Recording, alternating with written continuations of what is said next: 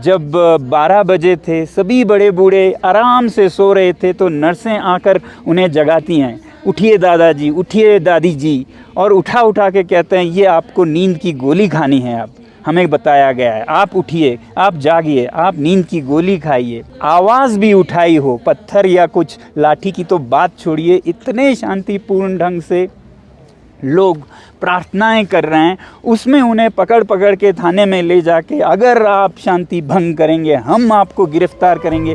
केंद्र शासित प्रदेश लद्दाख के लेह जिले में धारा 144 लगा दी गई है। इस दौरान अगर कोई भी व्यक्ति कानून का उल्लंघन करते हैं या पकड़े जाते हैं तो उसके खिलाफ कड़ी कार्रवाई की जाएगी। 2 दिन बाद 7 अप्रैल को लद्दाख के चांगथांग क्षेत्र में एक्टिविस्ट सोनम वांगचुक बॉर्डर मार्च निकालने वाले थे, लेकिन उसके पहले ही धारा 144 लागू कर दी जाती है। इसके पहले सोनम वांगचुक 21 दिनों की भूख हड़ताल पर थे, जो 27 मार्च को खत्म हुई है। सोनम वांगचुक के भूख हड़ताल खत्म करने के बाद महिलाओं के एक गुट ने 10 दिनों की भूख हड़ताल शुरू की। इसके बाद युवा भी अनशन पर बैठेंगे।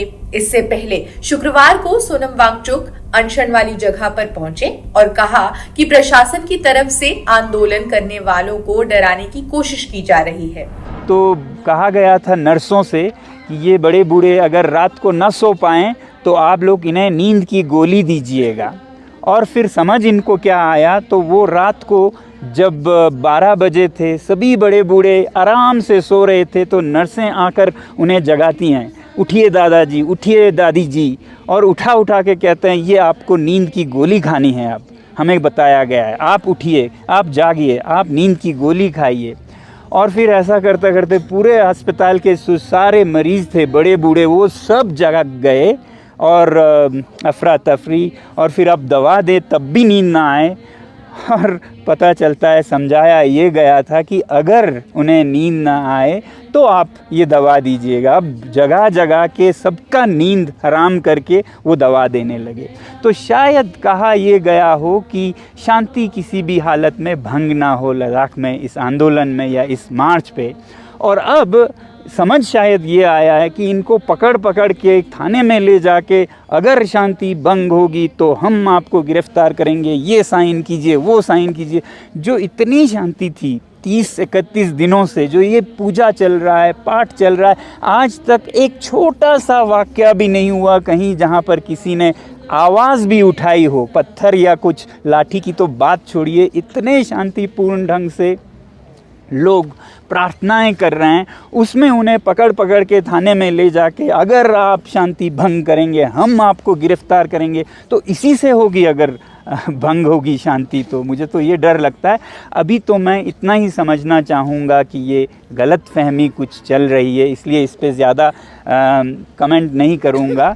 लेह में एपेक्स बॉडी के सदस्य वांगचुक ने कहा कि वो अपने आंदोलन में गांधीवादी दृष्टिकोण अपना रहे हैं। उन्होंने कहा, हम महात्मा गांधी के सत्याग्रह के अनुयायी हैं। हम बीजेपी सरकार के अपने घोषणा पत्र के माध्यम से किए गए वादों को पूरा करने की मांग कर रहे हैं, जिसके कारण इसके उम्मीदवारों को संसदीय चुनाव 2019 में और लेह में पहाड़ी परिषद चुनाव यानी कि 2020 में जो चुनाव हुए थे उसमें जीत भी मिली थी। रक्षा मंत्री राजनाथ सिंह ने शुक्रवार को कहा कि अगर कोई आतंकवादी भारत में शांति भंग करने का या आतंकी गतिविधियों को अंजाम देने की कोशिश करेगा तो हम उसे मुंहतोड़ जवाब देंगे।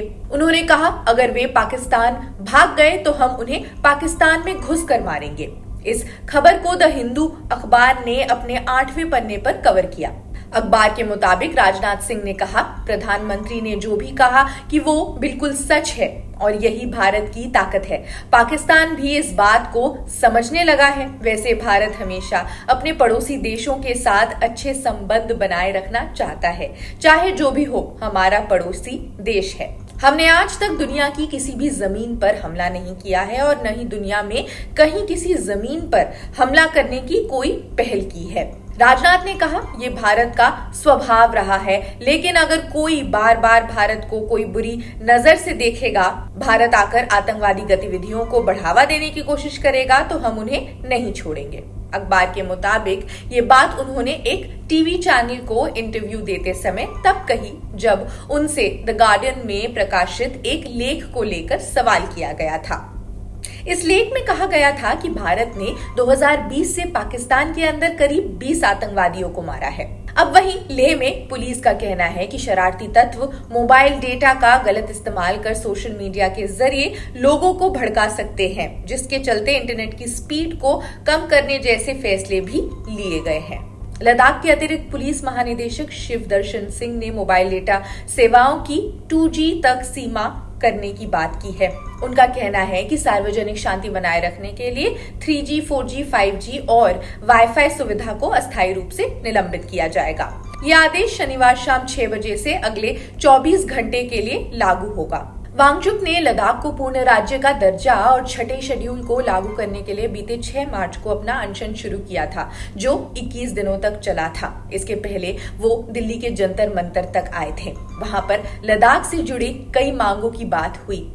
सबसे इम्पोर्टेंट मांग है लद्दाख का स्टेटहुड, जो इस इलेक्शन के लिए विपक्ष के लिए भी एक मुद्दा बनता जा रहा है। आपको क्या लगता है इस मुद्दे के बारे में, लद्दाख के लोगों के बारे में? वहां की एथनिसिटीज कई तरह की होती है, इन डिफरेंसेस को आप समझ पाते हैं या नहीं? आप हमें कमेंट सेक्शन में जरूर बताएं। बाकी देश दुनिया की सभी खबरों के लिए भी जुड़े रहिए जनसत्ता के साथ। शुक्रिया।